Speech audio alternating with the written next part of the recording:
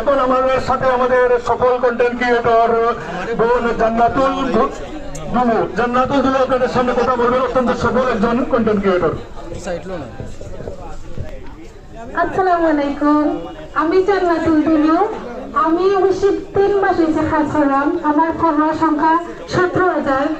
আপনারা আমার ফলো করবা সবাই, কারণ আমার নট এক্সপিরিয়েন্স, এত বেশি এক্সপিরিয়েন্স নাই।